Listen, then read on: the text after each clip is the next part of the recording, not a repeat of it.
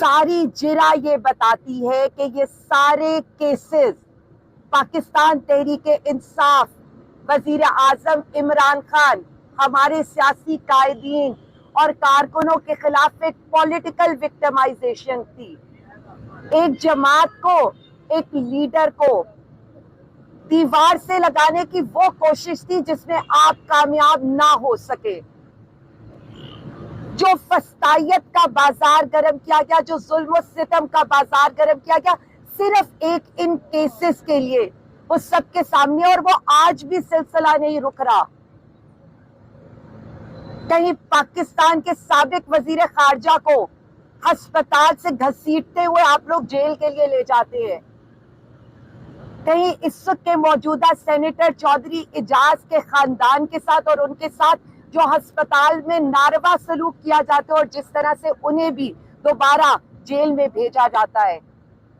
جو حالات سابق گورنر عمر چیمہ صاحب کے ہیں، محمود الرشید صاحب کے ہیں، ہمارے ملٹری کسٹڈی والوں کے ہیں، یا 51 گجرانوالہ والے لوگوں کے ہیں، یا باقی ہمارے کارکنوں کے ہیں، اور اس لیڈر کے جو وزیر اعظم عمران خان ہیں، جسے آپ 22 اور یہ عدالتیں اس وقت صرف اور صرف ایک کام کرتی ہوئی نظر آ رہی ہیں. ان کا بنیادی کام انصاف کی فراہمی ہے، لیکن یہ رات کو 10 بجے تک عدالتیں لگا کر یہ میک شور کر رہے ہیں کہ انصاف کا قتل ہو سکے اور تحریک انصاف کے تمام وہ ورکرز، معصوم ورکرز جن کا کوئی قصور نہیں ہے، جنہوں نے اپنا بنیادی حق استعمال کیا تھا، جو کہ پرامن تھے، پرامن لوگوں کو سزا دینے کے لیے اور تحریک انصاف کو مثال بنانے کے لیے یہ تمام کیسز قائم کیے گئے. اب آپ نے دیکھا کہ یہ جو کیس اس وقت چل رہا ہے، جو عدالتیں ہیں جو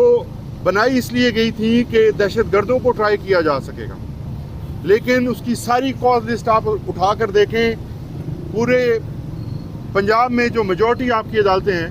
ان عدالتوں کی کاز لسٹ صرف تحریک انصاف کے خلاف کیسز سے بھری پڑی ہیں، جو کہ کسی بھی طرح سے انصاف نہیں ہے، جو کہ کسی بھی طرح سے